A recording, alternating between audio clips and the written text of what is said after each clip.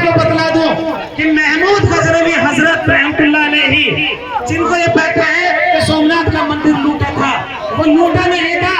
एक बहन की इज्जत बचाने के लिए महमूद गजनवी यहाँ इंडिया में आए थे और मुस्लिम समाज अपनी बहन बेटों की इज्जत बचाने के लिए हर वक्त तैयार रहता है। जो मजलूम होगा उसकी इज्जत बचाने के लिए, उसका साथ आने के लिए हमेशा तत्पर रहता है। रहते हैं या नहीं रहते? आप यहाँ मेरे साथ छोटे छोटे बच्चों को आज उन्होंने संविधान के प्रति ट्रेन किया है। आइए जानते हैं उनको खुद का क्या मानना है संविधान के बारे में। जैसे कि उनके बारे में पता चला कि आप ये ट्यूशन पढ़ाती हैं, छोटे छोटे बच्चों को शिक्षा के प्रति वो जागृत कर रही हैं।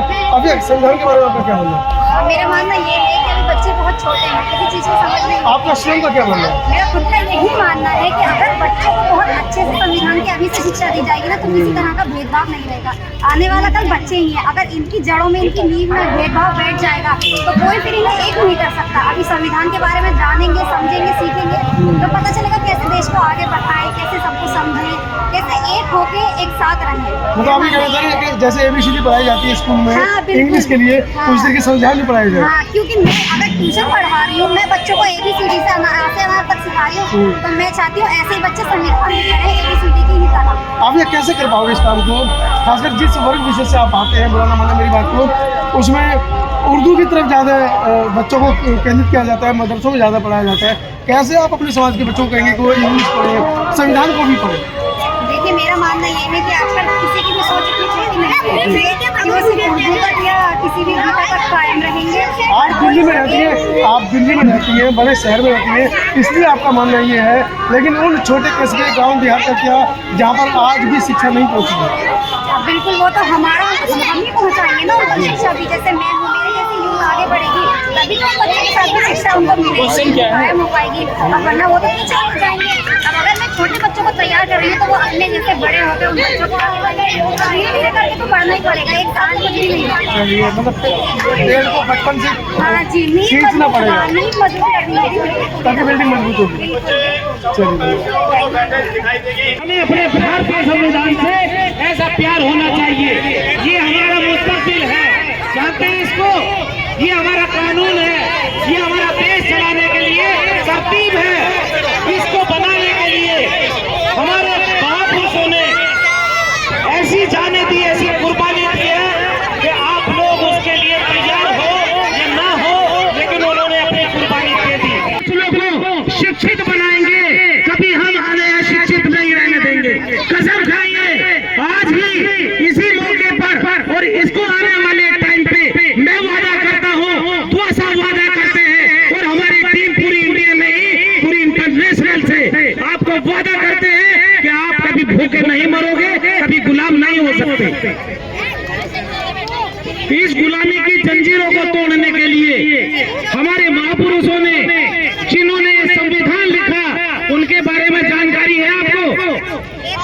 आने वाला 6 दिसंबर उनका परिनिर्वाण का दिवस है, यानी उनको शहादत का, उनको जहर देकर मार दिया गया दुश्मनों ने षड्यंत्र रच करके। ऐसे ही हमारे मूल निवासी एक न हो जाए, कभी मुस्तकबिल न बन जाए। मुस्लिमों के ऊपर भी अत्याचार किए और सबसे बड़ी बाबरी मस्जिद को शहीद कर दिया, वो भी 6 दिसंबर का दिन था। इस देश के अंदर हिंदू, मुस्लिम, सिख, ईसाई आपस में है भाई भाई, ये नारा भूल दिया जाता है। कल चीफ जस्टिस ऑफ इंडिया यानी कि मुख्य न्यायाधीश हमारे जो सुप्रीम कोर्ट के, उन्होंने कहा कि मेजॉरिटी लोग इस देश में हैं जो हिंदू कहलाते हैं, वो अपने वक्तव्य कर सकते हैं, अपने बातें रख सकते हैं, लेकिन जो माइनॉरिटी है, जो अल्पसंख्यक लोग हैं इस देश के अंदर, उनका भी अपने बात कहने की अधिकार है। कल चीफ जस्टिस ऑफ इंडिया ने ये बात बताई। और ये नहीं कि मैं बड़ा हूं, मैं शक्तिशाली हूं, जो शक्तिहीन लोगों को दबाएं, जो कमजोर लोग जो हैं उनको दबाए जाए, जो अधिकार नहीं जानते उनको दबाए जाए। आज हमारे देश के अंदर जो इजराइल और फिलिस्तीन के अंदर हो रहा है, वो आज उन फिलिस्तीन लोगों के साथ हमारा भारत सरकार नहीं खड़ी है। नफीस भाई मेरे साथ है, भारत न्यूज 24/7 वो चलाते हैं। नफीस भाई, आप जिस वर्ग विशेष से आते हैं उसमें कुरान के अलावा कोई दूसरी किताब को महत्व नहीं दिया गया, ऐसा मैंने सुना है। आपको क्या लगता है कि संविधान दिवस मना रहे हैं आप, संविधान के प्रति जागरूक कर रहे हैं, आपको क्यों लगा कि ये कार्यक्रम आपको करना चाहिए? आप जाकर के बताएंगे कि हमारे बच्चों को पढ़ाई क्यों नहीं हो रहा है। अगर 6 घंटा पढ़ाना आपको टीचर पढ़ाएंगे, वो मीटिंग करते रहते हैं, राजनीति चलता घर के अंदर, बीजेपी कांग्रेस आम आदमी पार्टी का राजनीति चलता स्कूलों के अंदर, समाज के अंदर क्या चलता जी, वो हिंदू है, मुसलमान है, ये दलित है, ये आदिवासी है, ये वो है, ये वो है, ये वो है। और जरूरी है कि भारत का संविधान सब तक पहुंचे। हमारे बच्चों को भूल जाते हैं कि हम पढ़ाना। आता हूँ मुस्लिम हूँ, ठीक है। बाबा साहब ने कहा संगठित रहो, शिक्षित रहो और संघर्ष करो। ईमान मुसलमान का मतलब ही है, क्या कहा है? पहले भारतीय संगठित रहो। ईमान मुसलमान का मतलब ही है कि संविधान पढ़ो, ठीक है।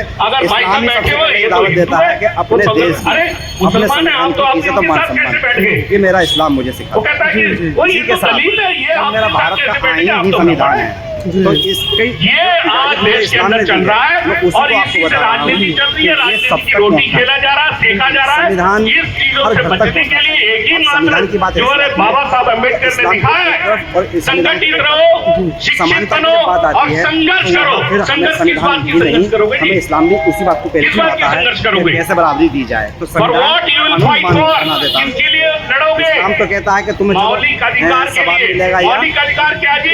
उन्हें देगा जन्नत, पढ़ाई, शिक्षा, संविधान कहता है तुम्हें कानून की मोहर मिलेगी, ठोक के मिलेगी, भाई साहब ने कहा कि अधिकार मिलेगा। तो ये संविधान एजुकेशन और हेल्थ के ऊपर राइट बनना चाहिए, हमारा अधिकार बनना चाहिए। महिलाओं 1 से लेकर 8वीं तक अधिकार नहीं था बच्चों को पढ़ने के लिए, वो तो बहुत सारे सरकार ने लोगों ने कह करके बनवाया, लेकिन अब तक राइट टू हेल्थ क्यों बनानी है? बच्चा और बच्चे हमारी शारीरिक संविधान या कोई भी शरीर को को देंगे बचाने के तो लिए वो अधिकार होना चाहिए। और बीमार हो मस्जिद जगह गए बना और क्लिनिक पे चले जाते हैं, वो दवाई लिख देते हैं, जाओ ठीक हो जाएगा। पाखंड को खत्म उनके जो है बहुत सारी बीमारियां हैं जो हमसे संविधान को अगर माँ के और बच्चे के हाथ में दे देंगे बाद दवाई खत्म किया हो जाता जाएगा, है। डर खत्म हो जाएगा। और सबसे बड़ी खुली हुई आप जाते हो, वहाँ जाकर 50 रुपए देते हो और लेकर के दवाई आ जाते हो, घर में बैठ जाते के साथ साथ हो और दवाई अंदर से।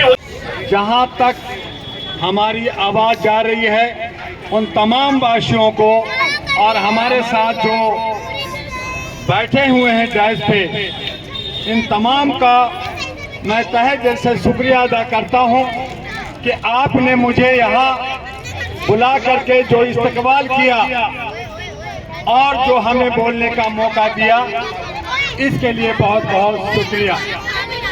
हमारे नन्हे नन्हे बच्चे जो कल के भविष्य हैं, इन्हें सभी भाषा का ज्ञान भी होना चाहिए, कम से कम 1-2 भाषा का ज्ञान तो होना ही चाहिए। बच्चों, हम आपको आज हमारा जो संविधान के बात करने आए हैं, ये छोटे बच्चों के दिमाग से ऊपर जाता है, लेकिन जरूरी है कि अगर हमारे संविधान को नहीं बताएंगे, अगर हम घर के अंदर व्यवस्था नहीं बताएंगे, माँ बाप क्या कर रहे हैं अगर वो नहीं बताएंगे तो हमारा घर नहीं चलता। हमारे माँ बाप अपना एक व्यवस्था करते हैं कि बच्चों को किस तरह से रोटी मिलेगा, किस तरह से घर मिलेगा, किस तरह से उनको जो है दूध मिलेगा।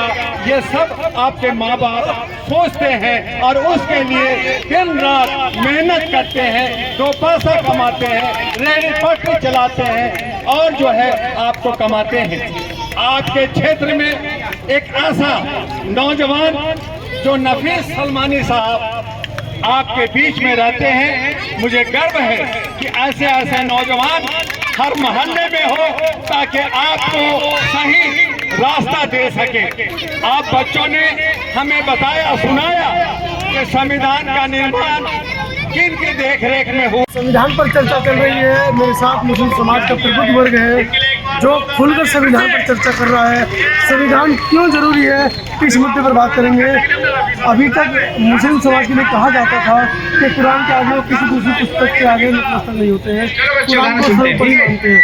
ऐसा क्या हुआ है जो अब संविधान की तरफ से मुस्लिम समाज बढ़ने लगा? कुरान तो सबसे प्रथम है हमारे लिए, लेकिन जो देश का संविधान है, देश की जो सरकार होती है, इसके लिए जरूरी है और जनता के लिए भी बहुत जरूरी है। इसके बगैर सरकारें भी और ना ही जनता के अधिकार बहुत जरूरी है। संविधान का कानून सर्वोपरि होना चाहिए।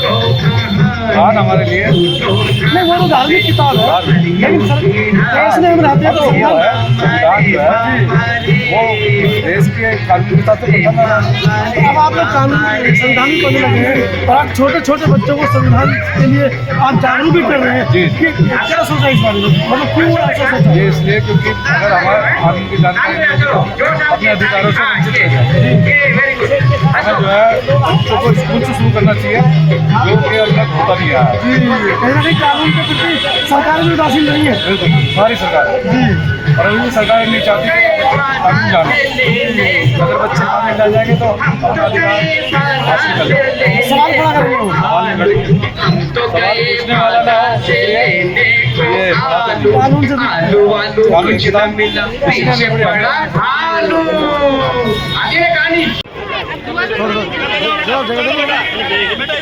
बच्चे को निकाल के लाओ उधर से,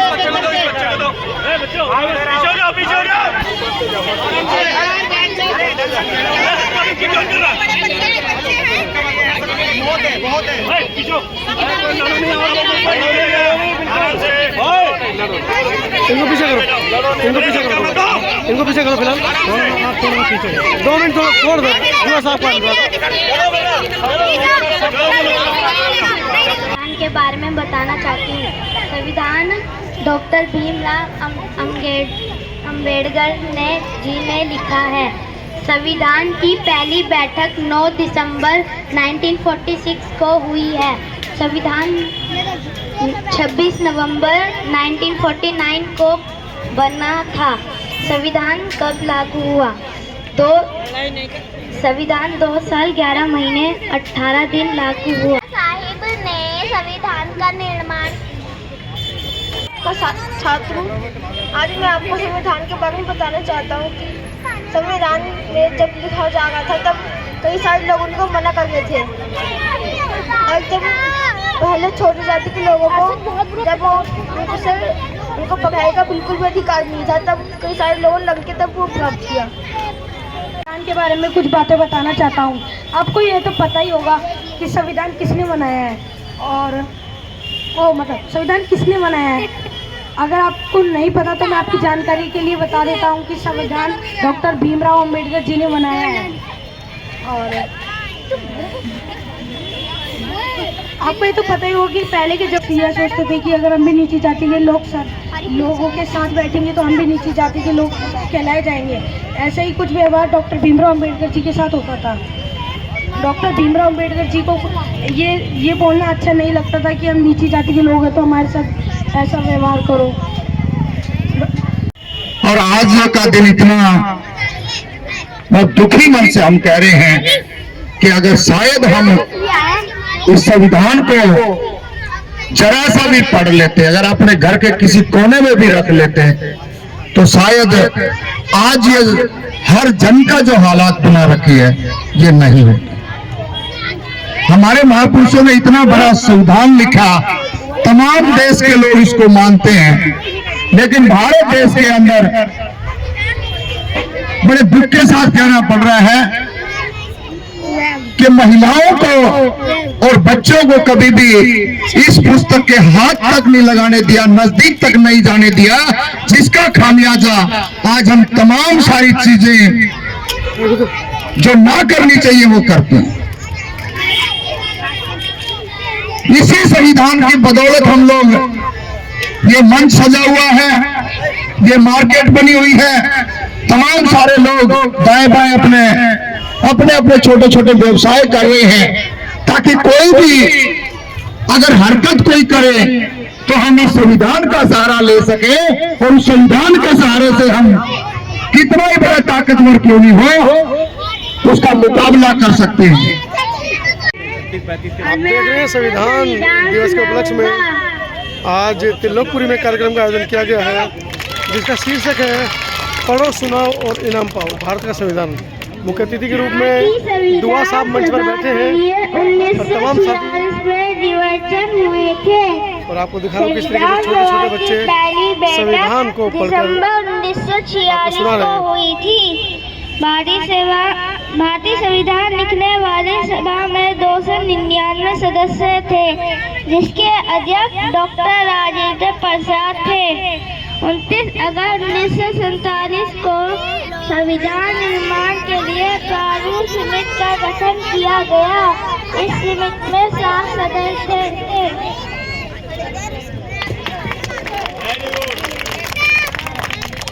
तो देखिए छोटे छोटे बच्चे किस तरीके से आज यहाँ संविधान के बारे में जान रहे हैं, और जैसा कि शीर्षक है संविधान को पढ़ो, पढ़ाओ और इनाम पाओ, तो बच्चे वाकई में बड़े उत्साहित हैं किस तरीके से संविधान के बारे में बताएंगे।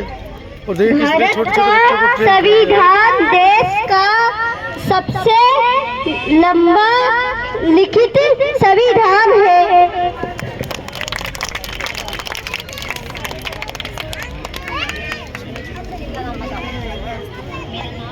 मेरा नाम समर है। बड़ा उधर लाइन में रहो सब लोग। बाबा साहब को संविधान का जनक कहा जाता है।